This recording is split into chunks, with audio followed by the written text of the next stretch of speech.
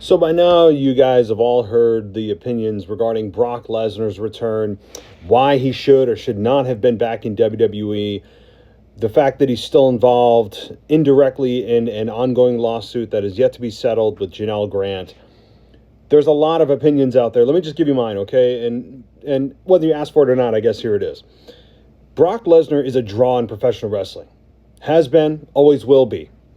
WWE and TKO made the decision, the executive decision, the bold decision to bring a guy that they knew was going to create some buzz on the internet and around social media and in person, really. They knew that they were going to bring a guy out that is a megastar in WWE, a walk-in Hall of Famer, dare I say a legend in professional wrestling. They brought him out after a 2-year hiatus, and he got a massive reaction from the crowd at MetLife. Deservingly so. We haven't seen him in, again, a couple of years. And he took the last year and a half off because of the allegations that he was involved with Vince McMahon and sex trafficking Janelle Grant. Now, let me just put it in the perspective of TKO. If you're TKO, you know this is going to create controversy. You know this is going to get a portion of your audience really angry. You're going to get a portion of the audience pretending to be victimized by this. You're even going to get a portion of the locker room who feels that they have been mistreated or disrespected by bringing back Brock Lesnar.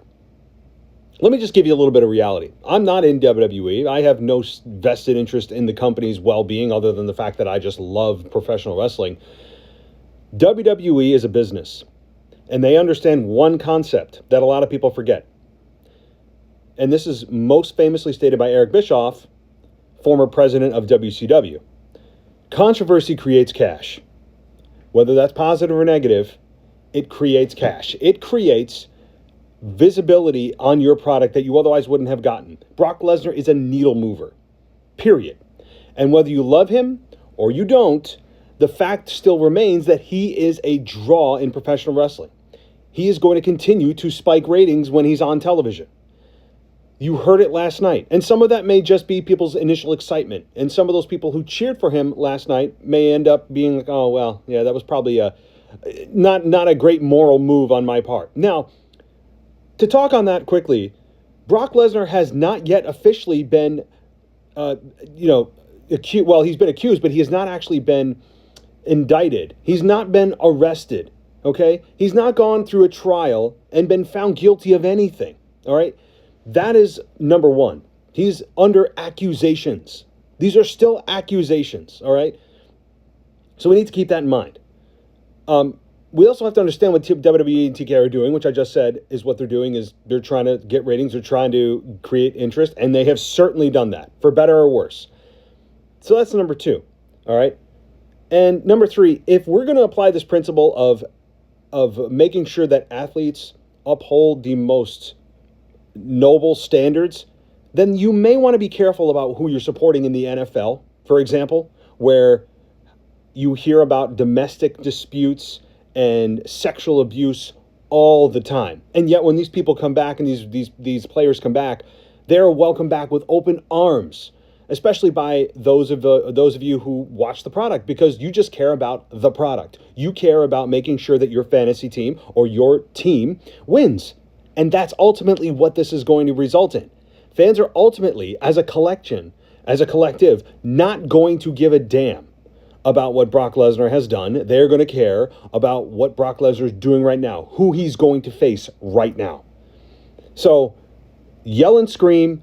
There's male feminists out there who are pretending to be offended on behalf of women. Half of them can't even define what the hell a woman is.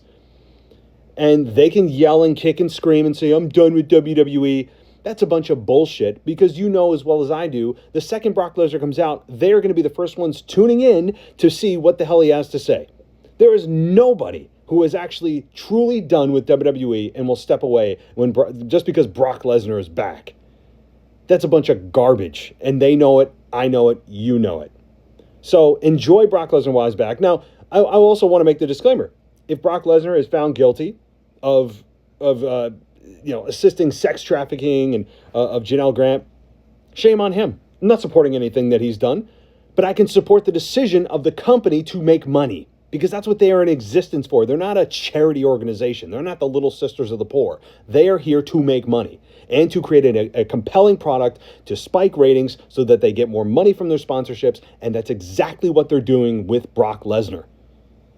And the matchups, by the way, with Brock Lesnar are interesting as hell. Paul Heyman's floating around.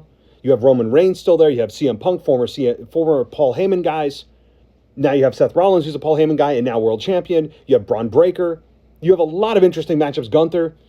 So there is nobody who's not going to watch what Brock Lesnar does, even if they're pretending to be offended on behalf of women in WWE and women everywhere.